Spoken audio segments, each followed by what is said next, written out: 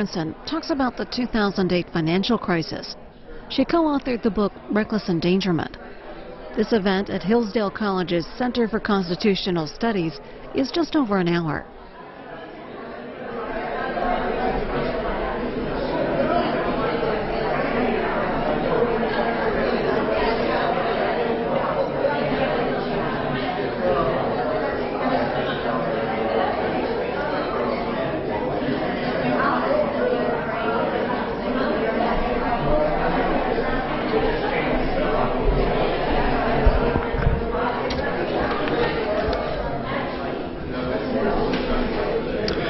Welcome to today's lecture by Gretchen Morganson, Absence of Accountability for the 2008 Financial Crisis. My name is David Bobb. I serve as director of the Alan P. Kirby Jr. Center for Constitutional Studies and Citizenship of Hillsdale College. Today's lecture, made possible by a generous gift from Hillsdale College alumni Sarah and Chris Chicola, is part of a monthly lecture series that addresses significant and timely political, historical, and economic topics from a constitutional perspective. The Kirby Center marks an extension of Hillsdale College's commitment to teaching the Constitution. Through teaching the enduring principles of the Declaration and the Constitution, the Kirby Center seeks to inspire citizens, that is, students, teachers, policymakers, and elected officials, to return those principles to their central place in American public life. You may find out more about our programs online at thekirbycenter.org and also via Facebook and Twitter. If you are viewing this lecture online at the Kirby Center webcast or via C-SPAN's live stream, you may submit a question for today's speaker by emailing us at kirbylecture@hillsdale.edu. I will now ask Hillsdale College senior Bailey Jones to introduce our speaker.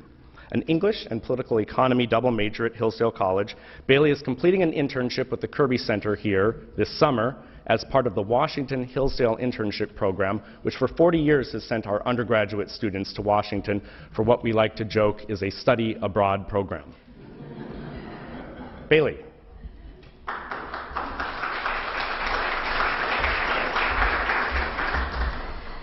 Gretchen Morganson is the Assistant Business and Financial Editor at the New York Times. In 2002, she received the Pulitzer Prize for her coverage of Wall Street. Prior to joining the Times in 1998, she worked as the Assistant Managing Editor at Forbes magazine and as the Executive Editor of Worth magazine. She has also authored or co-authored several books, including Forbes' Great Minds of Business and Reckless Endangerment.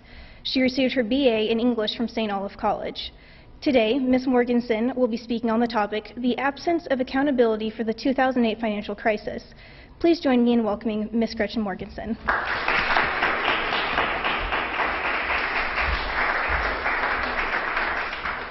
Thank you so much, Bailey and David. It's really a joy for me to be here at the Kirby Center today and to learn more about the remarkable Hillsdale College, which I don't know enough about. I have a junior in high school who's shopping for colleges, so I'm going to do a little due diligence on Hillsdale for him.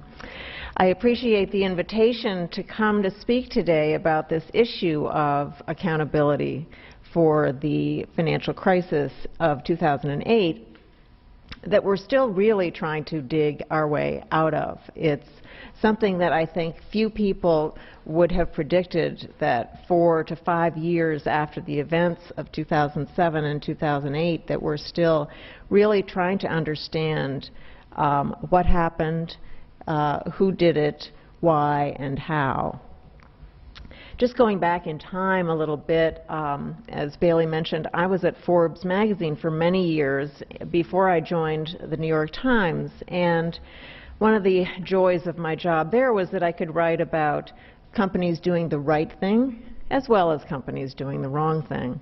Well, since I joined the Times in May of '98, it really has felt to me like it's been all scandal all the time. First, we had the long-term capital management hedge fund debacle. We've had the internet bubble. We've had accounting scandals, Enron, WorldCom, etc., booms and busts, currency crises, bank failures. It's really just been an amazing 14 years, and I've had a ringside seat for all of it. Nevertheless, I did feel that the material that was thrown at me and other financial journalists in the years leading up to the crisis and the aftermath made all the previous crises seem like child's play. So now I feel like I'm almost an archaeologist at a historic site, still digging, uncovering shocking and really overwhelming evidence of deeply unethical activities that flourished during the mortgage mania. Simply put, the amount of lying and cheating that went on during the years leading up to the crisis is almost unimaginable, and I'm not sure that we even know all of it yet.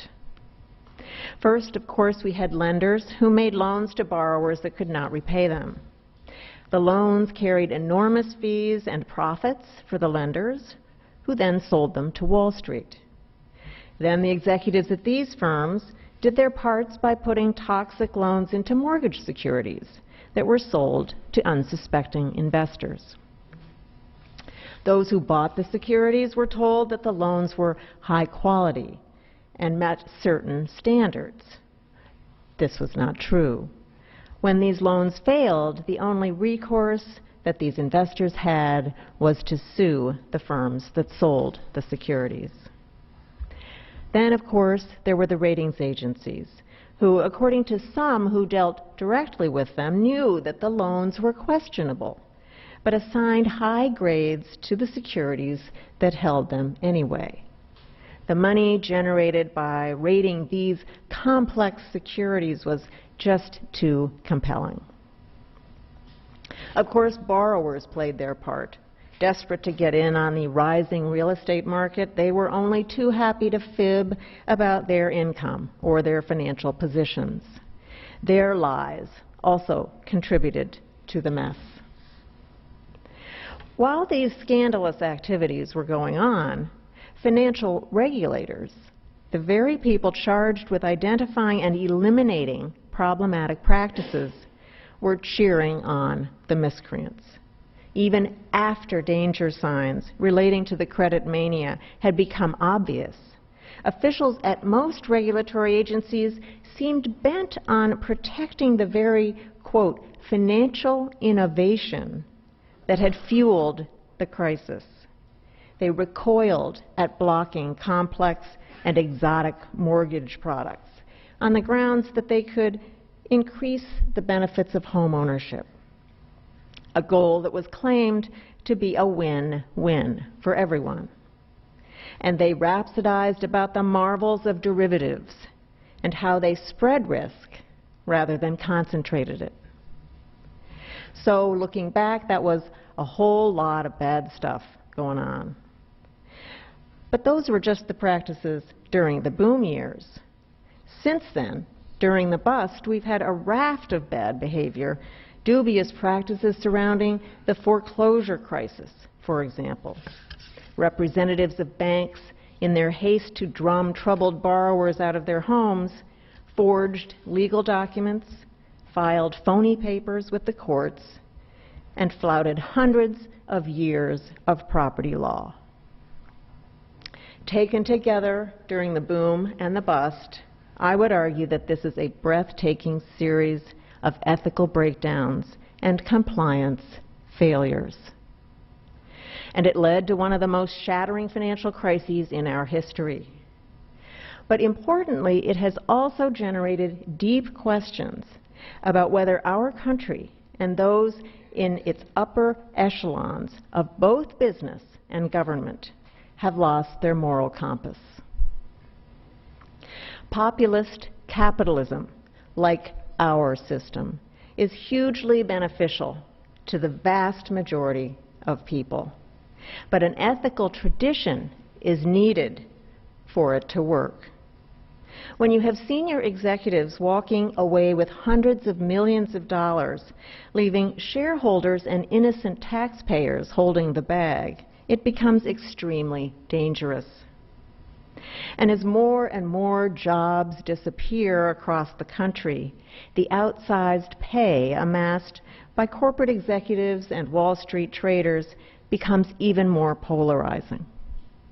This is especially so when taxpayers are asked to bail out reckless companies.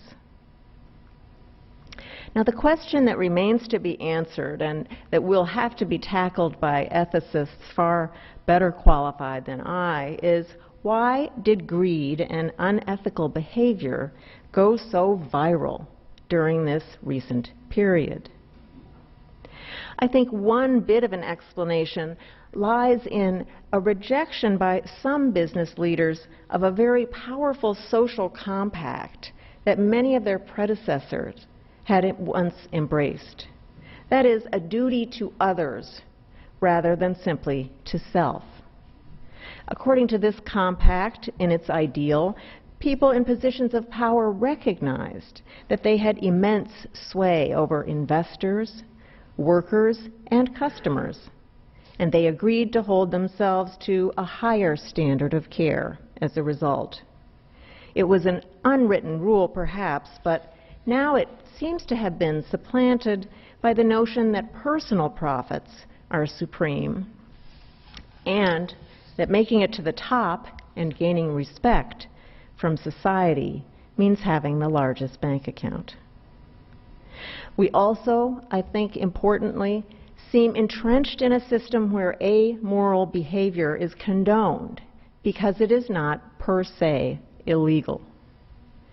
Instead of asking if a deal is appropriate for everyone involved and doing the age-old gut check of wondering whether you'd cringe if the deal's details were laid out on the front page of the New York Times, executives and their advisors today seem to view their actions much more narrowly.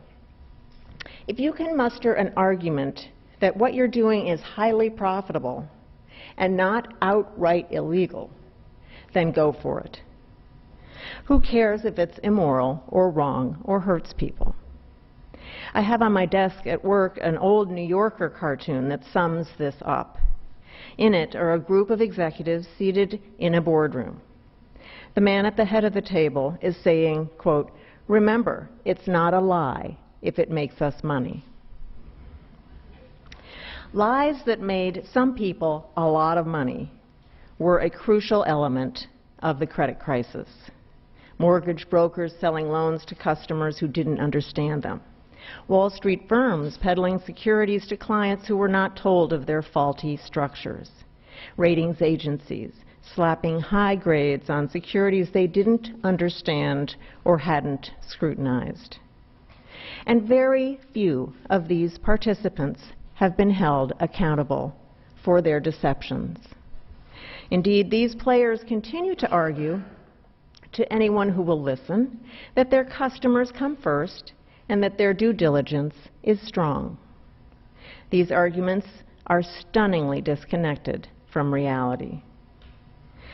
Nobel Prize-winning economist Joseph Stiglitz summed things up pretty well when he said, "America's financial players created risk, misallocated capital, and encouraged excessive indebtedness, all while imposing high transaction costs. And they brought our entire economy to the brink." But to this day, we hear regulators and, of course, those in the industry extolling the praises of financial innovation. And yet many of the innovations that were roundly praised in the years leading up to the crisis did contribute mightily to its depth and damage. Credit default swaps and collateralized debt obligations are two perfect examples. These products amplified, expanded the mortgage meltdown and its losses. This is not what financial innovation should create.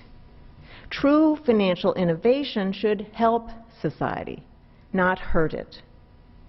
Rather than raising investors' and borrowers' risks through obscure and hard-to-fathom investments and instruments, financial innovation should have helped these people mitigate the risks of homeownership.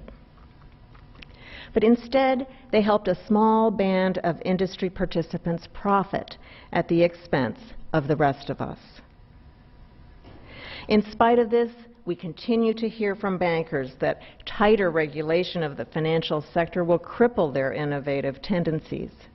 Indeed, these institutions, their executives, and lobbyists continue to resist significant regulation designed to prevent taxpayers from having to bail out any of their companies in the future. Now, this failure to admit culpability is bad enough, but it has also been worsened, exacerbated, by an even more disturbing failure by the government to assign responsibility for this mess. Holding people who were central to the crisis accountable for their roles in it has seemed just too difficult for our government regulators and prosecutors to do. Let's consider the case of Angelo Mozillo, the former chief executive of Countrywide Financial, once one of the nation's largest subprime lenders. He was sued by the SEC in 2009 for insider trading because the regulators alleged he had publicly pronounced his company healthy while privately derided the quality of the mortgages Countrywide was writing, using words like toxic and poison in internal emails. Mr. Mozillo seemed to understand well the risks that his company was taking in the subprime mortgage boom. But publicly, meanwhile, he maintained that his company was first class and financially sound. All the while, he was selling shares that he had received as compensation while running Countrywide. In fact, he sold $500 million worth of stock over several years' time as the subprime crisis was approaching. The SEC said that he sold these shares improperly because he knew the dangers that were facing his company. And yet, a year later, in 2010, the SEC struck a settlement deal with Mozillo requiring him to pay just $22.5 million to end the case. That's $22.5 million against $500 million in stock sales. That's a pretty good trade. I think most of us would take that. Meanwhile, the rest of the fines that were levied by the SEC, $45.5 million, were paid by Bank of America or its insurers. So what's the lesson that we can all take away from this example? Get while the getting is good, and if you get nabbed, well, you'll probably be able to get off for pennies on the dollar. During the financial crisis, in fact, it seems that we've been all too happy to lower the bar for what constitutes bad behavior. Instead, one of the arguments for why there have not been more criminal prosecutions following the debacle is that the actions taken by people in positions of power were not technically illegal. It certainly wasn't right or proper for the head of a large financial institution not to understand the risks that his underlings were taking to make their sumptuous bonuses. But was it illegal? Perhaps not. And that's why some people say we've seen no prosecutions of those who marched Bear Stearns, Lehman Brothers, Countrywide, and Merrill Lynch off the cliff. Neither was it correct or proper to sell a mortgage security to customers that had been designed to fail. But was it illegal? The investment banks who sold such things have argued that they disclosed all the necessary details in the boilerplate of the prospectuses. So, they maintain, they did not run afoul of securities laws. Not long ago, Eric Holder, the head of the Justice Department, made such a distinction in a speech at Columbia University Law School. He said there, quote, "Much of the conduct that led to the financial crisis was unethical and irresponsible. But we also have discovered that some of the behavior, while morally reprehensible, may not necessarily have been criminal," end quote. There he is explaining what everyone wants to know, why there have not been more criminal prosecutions. It's hard, I think, for many people to accept this argument. It's just too hard to believe that a financial debacle so large and so destructive as this one did not involve any criminal activity. I certainly am the first to say that I am not a prosecutor, but that I do understand well how difficult it is to mount a criminal case. But because so many people have been hurt by the destructive activities and their outcomes, it's incredibly disturbing for many to see leaders of American corporations amid this mess walk away from the wreckage pretty much unscathed. Yes, they've suffered losses in their stock holdings, and many are facing private litigation, but the damage that they and others like them have done to innocent taxpayers, borrowers, and shareholders is nothing short of titanic. These wrecking crews appear to have paid little for their transgressions. The trouble is, if prosecutors don't pursue a wide array of illegal activities, then you wind up encouraging more of the very destructive behavior. By not punishing these practices quickly, firmly, and forcefully, you incentivize the miscreants to push the envelope even further the next time. If there's no penalty for illegality, then there certainly is none for amorality. Of course, again, it's hard to mount criminal cases. But at last count, only one relatively high-level mortgage banking official had been sentenced to jail time in a case arising out of the meltdown. His name was Lee Farkas, and he led a $3 billion fraud running a lender called Taylor, Bean and Whitaker. He was sentenced to 30 years in prison. All well and good, but Taylor, Bean and Lee Farkas were certainly not at the center of the financial crisis. It is possible, of course, that additional indictments and prison sentences will be forthcoming. But the fact that so few people have been held accountable for this particular mess by the spring of 2012 makes some people wonder if there's something more pernicious at work. Perhaps a concerted effort to protect some of the primary participants from prosecution. This is not an idle question, given that so many high-powered players were involved in the questionable practices that led to the crisis, many hailing from Wall Street and Washington. Digging too deeply into the mess could touch some mighty participants. One might well ask whether the government really wants to identify who did what to whom during this episode.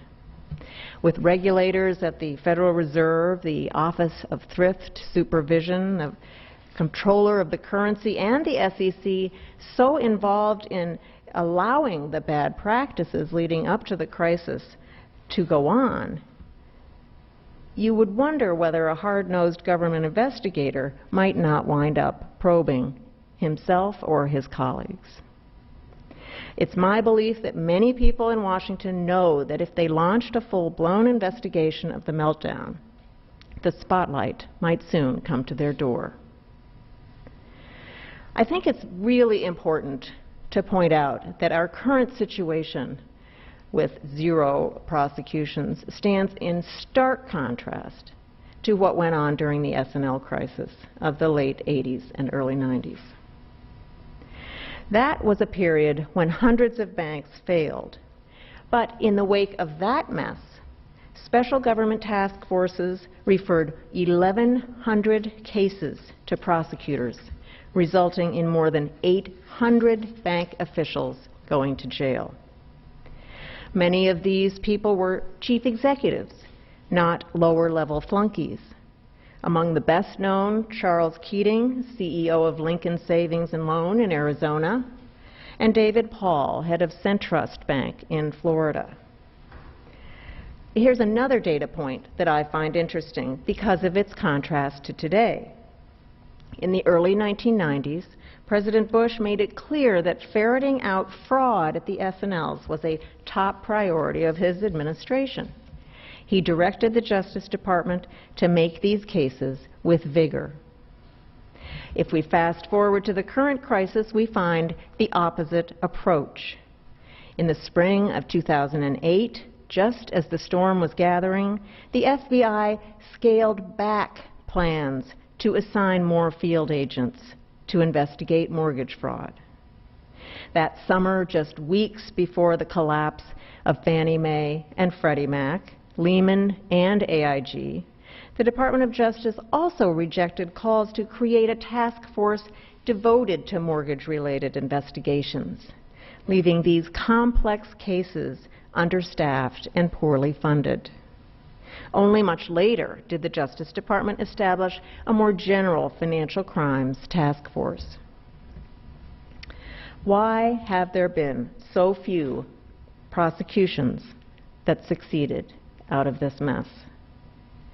Some of the prosecutors that I've spoken to in my reporting argue that the types of fraud perpetrated during the S&L crisis were easier to litigate. Those cases were characterized by embezzlement, self-dealing, and other bad behavior that was more easily identified and exposed. Well, we do know that Wall Street likes to create complexity, and there's no doubt that the securities involved in this debacle were far more convoluted and impenetrable for investigators to plumb. But I think a more interesting reason for the failure to prosecute lies in an answer I've been given by some prosecutors. It brings us right back to the colossal regulatory failure that fueled the crisis. We all know regulators declined to rein in dubious practices in the boom years, but the failure had dire consequences in addition to the millions of borrowers who were hurt, and investors and taxpayers. This regulatory incompetence, prosecutors argue to me, led to a lack of prosecutions in the aftermath of the bubble. That's because so many of the overseers failed in their duties to compile the kinds of information that traditionally is used to build successful criminal cases. So in effect, the same dynamic that helped enable the crisis, weak regulation, asleep at the switch regulators, also made it harder to pursue fraud in its aftermath. Let's go back to the S&L crisis to talk about how important regulatory referrals are to successful prosecutions. In that period, the FBI opened 5,500 criminal investigations using regulatory referrals.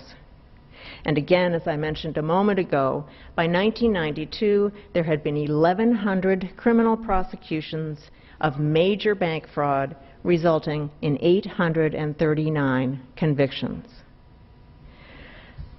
A more aggressive mindset among regulators could certainly have spurred more prosecutions this time around, according to officials who were involved in the S&L cleanup.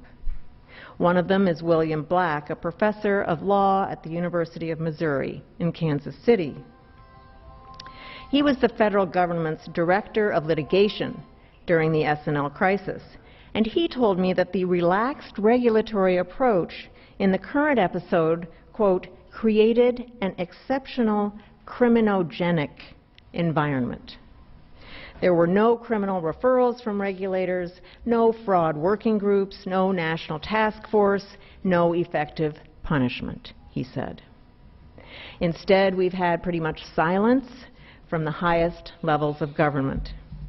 Michael Mukasey, a former federal judge in New York who had been head of the Justice Department less than a year when Bear Stearns failed, discussed at that time setting up a task force with deputies, but decided against it, announcing the decision in June of 2008. Now, there have been some attempts to put money into investigations. For example, 2 years into the crisis, Congress passed the Fraud Enforcement and Recovery Act, allocating $165 million to the Justice Department and FBI for new financial crisis cases. But Congress quietly took away all but $30 million of that allocation later. So put all of these actions or inactions together, and I think you can see how this has contributed to our current and frustrating situation where participants in one of the biggest economic disasters in history seem to have skated away from the scene untouched. Equally disturbing, the failure to put resources into law enforcement on these cases confirms a dangerous suspicion that many Americans hold. That is, that there are two sets of rules in our nation, one for Washington and the powerful companies that contribute to their re-election campaigns, and one for the rest of us. Even when the top securities cops at the SEC have a clear standard to pursue executives under Sarbanes-Oxley, they come up decidedly short. After the grand frauds at Enron, WorldCom, and Adelphia, Congress set out to hold executives accountable if their companies books. Under the Sarbanes-Oxley Act of 2002, the SEC was encouraged to hit executives where it hurts, in the wallet, if they certified financial results that turned out to be bogus. Sarbox was supposed to keep managers honest. They would have to hand back incentive pay, like bonuses, even if they themselves did not fudge the accounts. That was the idea, anyway, but the record suggests a bark decidedly worse than bite. The SEC brought its first case under Section 304 of Sarbox in 2007. By late 2011, it had filed cases demanding that only 31 executives at 20 companies return some pay. In 2007 and 2008, most of the cases involved shenanigans relating to stock options and produced some big recoveries for the SEC. But in the wake of the financial crisis, the dollars recouped have amounted to an asterisk. From the beginning of 2009 through 2011, the SEC pursued 18 executives at 10 companies. It has recovered a total of $12.2 million from 9 former executives. Other cases are pending. Half of the companies pursued by the SEC during the past 3 years have been small and relatively obscure. For those interested in accountability in the mortgage crisis, the clawback case brought by the SEC against New Century Financial, now defunct, but one of the most aggressive mortgage lenders out there, is a severe disappointment. Michael Missel, a partner at the law firm of K&L Gates, and the bankruptcy examiner hired to investigate New Century, uncovered 7 different types of accounting fraud, he said, that fattened the pay of the company's top executives in 2005 and 2006. During those years, he found Brad Morris, the company's chief executive, collected $2.9 million in incentive pay. But when the SEC brought its clawback case, it considered a much narrower series of accounting irregularities and recovered only $542,000 from Mr. Morris. Never mind that, as Mr. Missel, the examiner, told me, quote, "I found many serious violations in the investigation and laid them out as clearly as possible with all the supporting information." How assiduously the SEC brings these cases could not be more important. That's because only the SEC can bring cases under Section 304. Companies can't, and neither can shareholders. But even when it does crack down on wrongdoers, the SEC does little to discourage them from becoming recidivists.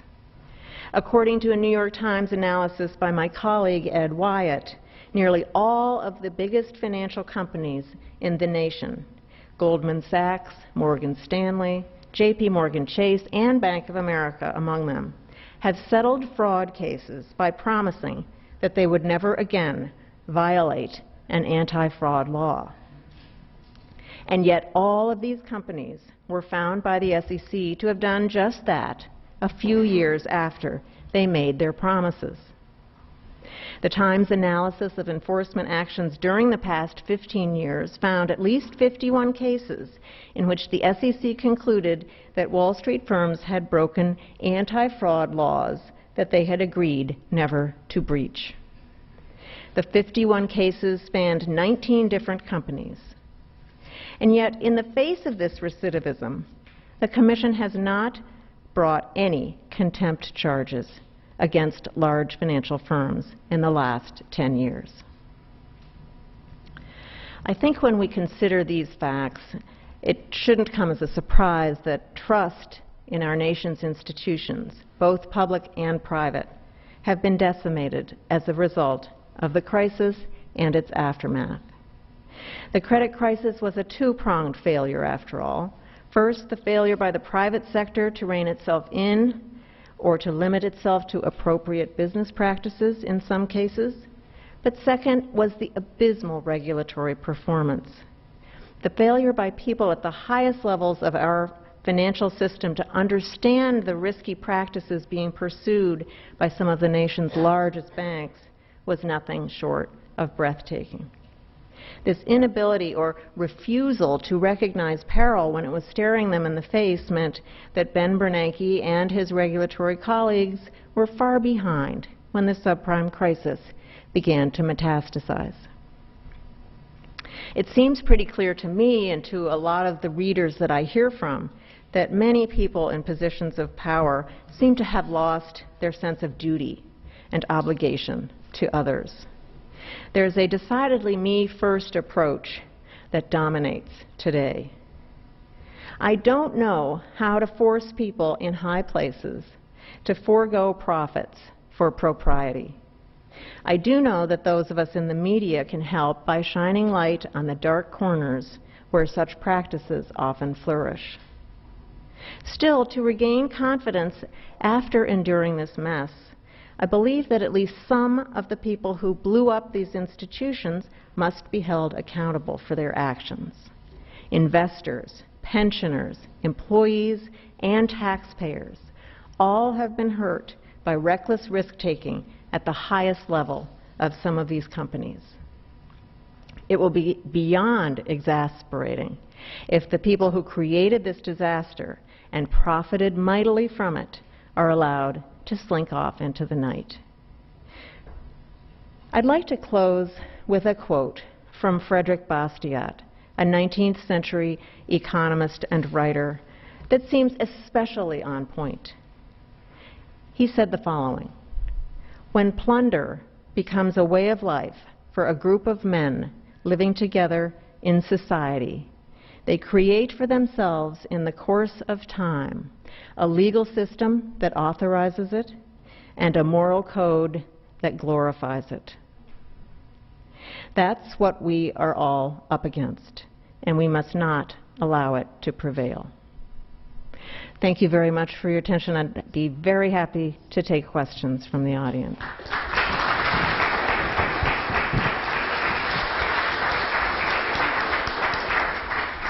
This person's hand shot right up. Yeah. My name is Bruce Bennett. I'm locally here in Vienna, Virginia. The one question I have is, had we let the banks fail and not bail them out, would the country have crashed as the people said it would, or would we have had a better, stronger financial system with those people out? If the banks had been allowed to fail, would we be in a better position now because, or would we have fallen off the cliff in the financial system? Very difficult question to answer. I'll answer in two parts. One is that the way that I would have liked to have seen this crisis played out, if I could go and restart the movie and start the reel running again, would be for the government to allow Bear Stearns to fail in March of 2008. Because Bear Stearns was a smallish firm. It was extremely heavily into mortgages, so sort of had made its bed, taken great risks, taken immense profits in this area. I think that the fact that the Federal Reserve pushed J.P. Morgan Chase into the shotgun wedding with Bear Stearns sent a very pernicious message to the markets, to the financial firms, which was that you'll get help, you'll get salvaged, you'll get bailed out, you don't have to pay the price of failure. I think Bear Stearns would have been a less damaging failure if it had been allowed than Lehman was, which was a larger firm with more interconnections, I think. So if I were to, want to go back in time and change how things were done, I would like to see what happened if Bear Stearns were allowed to fail. I think if it were allowed to fail, people would have gotten the message pretty quick that you better get your house in order. And remember, there was a 6-month period after Bear Stearns failed in which really very little happened. It was a calm before the storm of September 2008 when we had this nonstop failures, Fannie, Freddie, Lehman, AIG. So there was a 6-month window of opportunity there that I think could have been used to be much more aggressive about getting down assets on balance sheets, taking leverage down if possible. So that's one answer to your question. And the other answer that I would say is we just have to get to a position where these large firms are not so interconnected that they can actually make the argument that if they fail, they could bring down the financial system. It is clear to me that everybody who was running the country then believed that if they were allowed to fail, that they would bring down the financial system. And when you talk to people about Lehman Brothers, they felt that that was the lesson from Lehman, the failure of the money market funds, et cetera, that was clear. You can't let these things fail. So the reaction to me should be, how can we get these banks, institutions, brokerage firms, whatever, down to a size that's manageable and that won't imperil the entire financial system if they take too many risks. We have gotten nowhere with that kind of an approach, and that's unfortunate. Yes. Roman Buehler with the Madison Coalition. I noticed that there were two groups that you did not explicitly discuss in your analysis. One are the elected politicians who empowered Fannie and Freddie to borrow all these. That's a week-long discussion, by the way. And who, of course, then spent taxpayer money to bail all these folks out. And who then, if you look at Barney Frank and Chris Dodd, who were both deeply involved in the process, authored a bill allegedly to solve the problem. And the other group was, you didn't mention the business media. And one of the things we count on is when politicians misbehave as they generically do, and when the private sector prioritizes profit and bends the rules, as sometimes happens. Shouldn't we actually blame the business media for not blowing the whistle on some of these activities way before they did? Certainly agree with both of your themes. The role of legislators cannot be minimized, but again, it is an enormously long conversation. I did tackle it in my book, Reckless Endangerment, with my co-author, Josh Rosner, and we were quite, I think, unsparing with the details on just how Fannie Mae really was the kind of leader in teaching companies how to co-opt Congress, how to neutralize their regulator, and how to make sure that they were able to make all the decisions about things like regulatory capital and their business model, and meanwhile get rich while they're doing it. So yes, that's a huge topic, and one that has also not been addressed in any meaningful way after the crisis. As far as the business media, I certainly would agree that we did not do as good a job as we should have in the years leading up to the crisis. I think there may be a couple of reasons for that. First is a kind of mindset that you have to have. I'm a tough reporter, and I like being a tough reporter, but it's hard. You have to have a backbone. You have to have an editor who's willing to stand up against the pressures, which are immense. And you have to have a different mindset. You don't want to be a part of the party. You don't want to be invited to the people's houses who you cover. You don't want to be feeling like you're part of that scene. And there are a lot of journalists who unfortunately get sucked into the idea that they can be friends with the people that they're covering. I don't do that kind of journalism, but I think that it's unfortunate that there are quite a few who do. Now, I will also say, though, that newsrooms have been devastated by the internet and the creative destruction that the internet has brought to the newspaper business. And so you will have far fewer newsrooms who have local reporters covering local, scandals, far fewer reporters covering business, far fewer reporters covering everything, because the numbers just don't work anymore. The revenues are just not there, and so you have to lay people off. So I think that's an element that has to be recognized also. I did raise red flags very early on, as early as 2005. When Fannie Mae had their accounting scandal, talked about mortgage crises, talked about credit default swaps very early on. So I know what you have to take from people when you take these large institutions on, and it's not fun. But if you want to try to educate, expose the truth, that's what journalists are supposed to do. I am a firm believer that that's, the standard that we should hold ourselves to. I just wish there were more people that I could consider in the same bailiwick. But there are new kids coming up all the time, and I'm hopeful that maybe we can change that dynamic. We actually have a question from an online viewer, Anna, from Houston, Texas, and she asks, you have called for greater criminal prosecution against the perpetrators of the financial crisis, yet you have also noted that their actions were immoral rather than illegal. If this is so, how would criminal charges be just, considering they broke no laws? Well, again, this is the question of did they break no laws, and not being a prosecutor and not having all the facts at my disposal, I'm just unaware. I can't make the conclusion that there was broad swaths of illegality here. However, I do think it's hard to imagine that you can't bring some cases, even for regulators to bring cases under Sarbanes-Oxley. So I think the degree to which there has been so little regulatory or criminal prosecutions just sends a bad signal. The case I mentioned with Angela Mozillo seems to be a prime example of sort of walking away from what looked like, a pretty fact-oriented, fact-based case. Again, perhaps Eric Holder is right. Perhaps there was no illegal activity.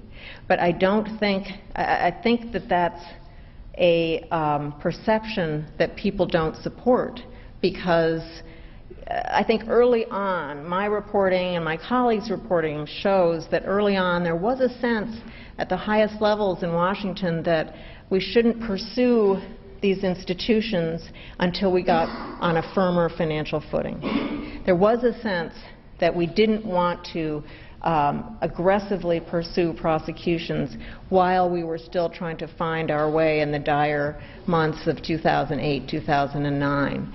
And I think that led to a sort of a lax approach to the idea of prosecuting some of these cases.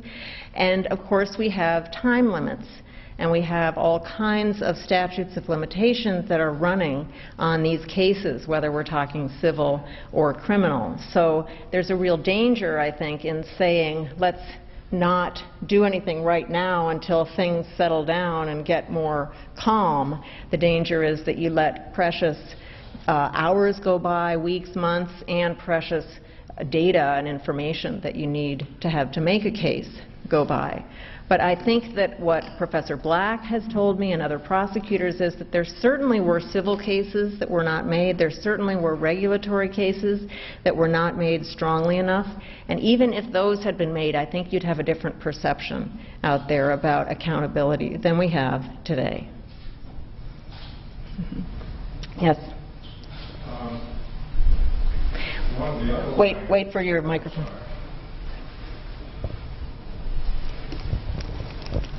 We're talking about the corporation, and I'd like your thoughts on this. corporations, executives are supposed to be responsible to the directors, who in turn are responsible to the stockholders. The truth is, the directors are often picked by the chairman.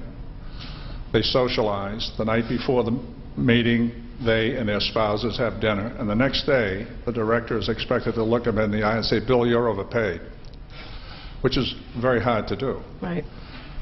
Behind that is the stockholder, who's supposed to be able to vote the rascals out. The truth is, I can buy a stock on the phone right now and sell it in 10 minutes. So I have no incentive to stand and fight. Has anyone thought about some way to inject the true scrutiny in the corporate process that just isn't there right now? Have you ever heard it brought up or discussed by anybody? I've certainly heard the question brought up, which is why don't we have more aggressive shareholder activism or even just policing, shareholder policing of boards, because there is this sense, and I think it's absolutely accurate, that boards are cronies of the management and that they're yes men and women, and that you know, maybe they are there to justify what their decisions are, but in any case CEO pay keeps ratcheting up.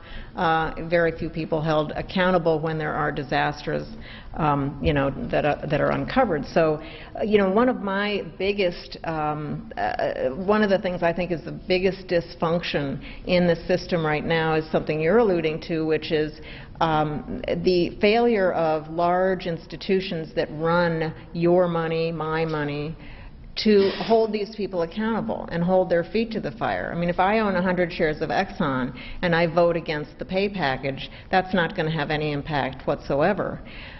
If I'm Fidelity and I'm, you know, voting shares that are held on behalf of thousands, millions of people across the country, you're going to have a lot more clout.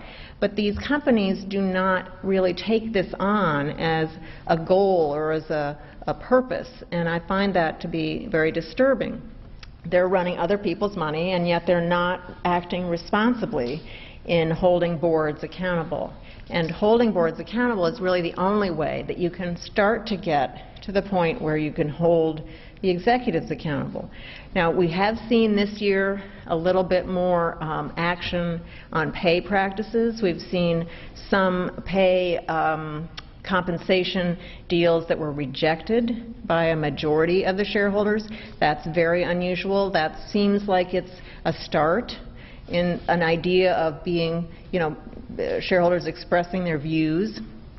But it is a slow, slow process. And if we don't have the help of the people who are managing our money for us, if Fidelity or Vanguard or name your fund company doesn't want to rock the boat, perhaps because they have other dealings with the companies whose shares they own, then that's a problem. And that contributes to the sort of laissez-faire board approach that I think is common at so many companies. So, you know, one person said to me they thought that maybe social media could be a way to get shareholders together to act as a group. That would be great. That would be a great outcome of social media, but I haven't seen it yet. And again, this is a glacial process to even get shareholders to vote against munificent pay packages. So I'm as frustrated as you are.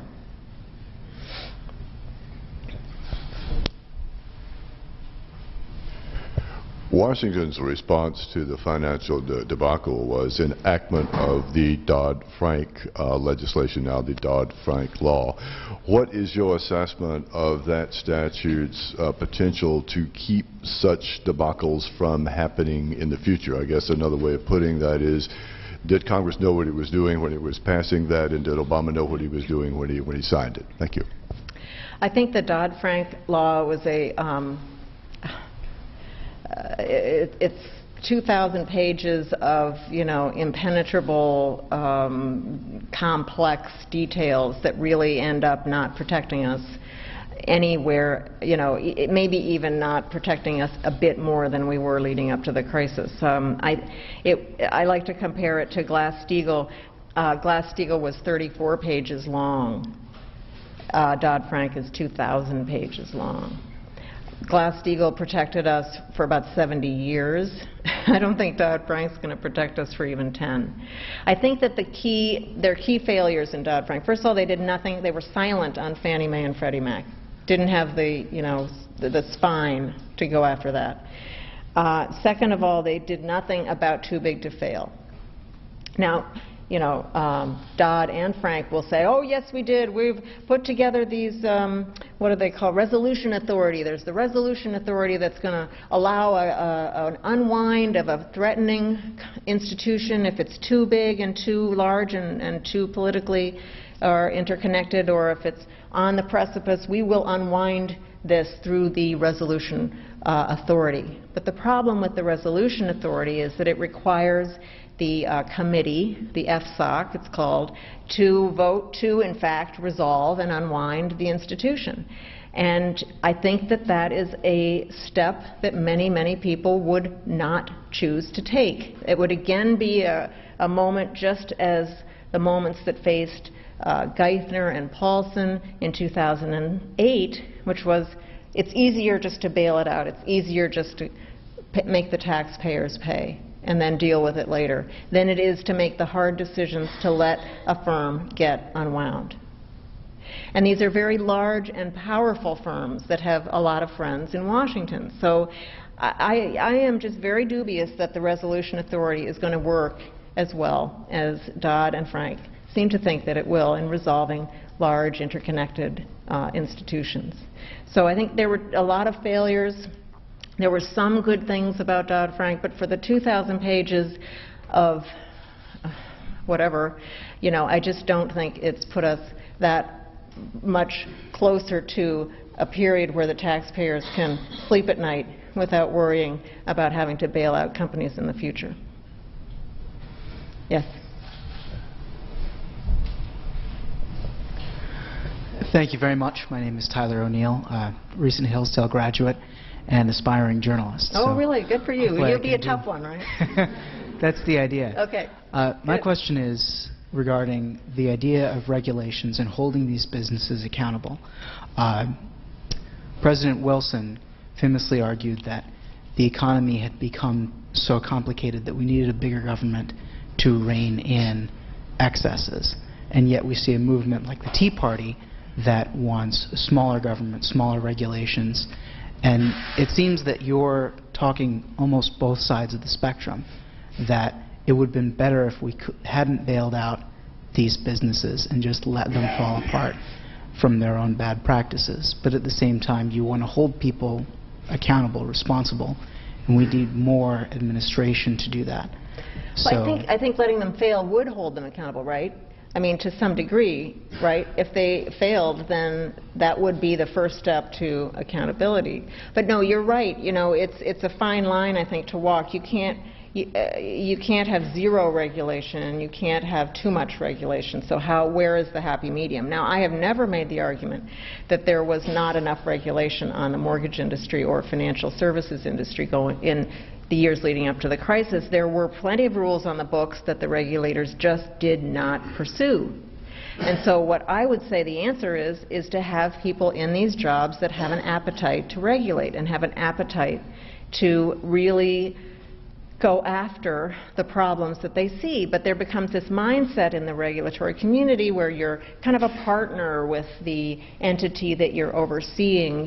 You've got the same, kind of brain meld, as it were, almost with the bankers that you're dealing with. In fact, many of the regulators in the years leading up to the crisis were believing that the banks had the answer on their risk assessments and could be allowed to present regulators with their own assessments of risks on their books and let regulators sort of work with that instead of the regulator being the person who's sort of the watchdog or policeman.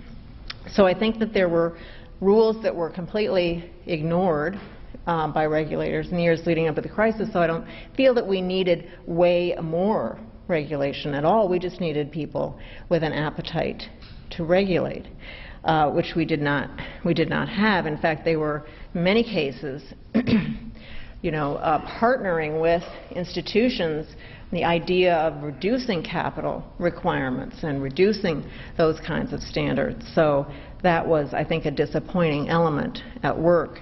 So it's not, more regulation is not the answer, because you have to have people who are willing to actually regulate. One of the, in the book that Josh and I wrote, Reckless Endangerment, we had a conversation with Barney Frank when we were asking him about his undying support for Fannie Mae. And he had been particularly difficult and particularly obstreperous with the regulator that was put in place in the mid-90s to try to beef up regulation on Fannie. And he would, he was tough in congressional hearings. He would, rail, really made life difficult for this regulator. And so we asked him, what was the idea of being so hard on this guy? He's just trying to do his job. And he said, I felt that they were trying to be too adversarial. And I said, well, adversarial. Adversarial kind of sounds like a good thing for a regulator to be. No, they were too adversarial. That's not the right ideal for a regulator. So, it's almost like a journalist. I mean, people who I write about who don't like what I write call me adversarial, but, I am not a part of their corporate spin. Well, a regulator should not be a part of the spin of the institution they're regulating. So I thought that was a very interesting comment that he made, which revealed a lot about the regulatory community and how it is, viewed and seen by members of Congress who oversee these people. So that was kind of an eye-opener for me. But I would argue for a more adversarial relationship than less. We have time for one more question. This person's been very, very patient here. Here you go. So I don't see any hope for don't say that. Actual things happening, regulators, everyone. What do you think is the ultimate answer? The ultimate answer to getting us out of this boom-bust bailout cycle? And for any illegal or immoral actions on the part of government and businesses? I think, again, I think we just have to see a few cases. It wouldn't take a lot of cases. It wouldn't take hundreds of cases. It would take maybe one prosecutor who's trying to make his or her spurs to, make people sit up and take notice. But again, I think it's a multifaceted question. It goes to the question about boards, and it goes to the question of investors. And so, it's massive, and so there are a lot of failings at every step of the way. So what can we do as individuals to try to change this dynamic? This is the toughest question I get, and I'm very disappointed to say that I don't have a ready answer, because it does feel like individuals are powerless. It does feel like individuals have no voice and are particularly up against, ever-increasing power on the other side of some of these very important issues. So I'm not without hope, but I think that the idea is that people have to take some of this on themselves, and whether it's complaining to your fund company if you don't like the way they vote your shares, voting no against excessive pay at companies even if you only have 10 shares. I mean, it's a message that you can send, but it really is, I agree with you, there is a sense that it's not going to get a lot of traction. And that's unfortunate, because we're ultimately the people who are paying the price. Thank you very much for your time.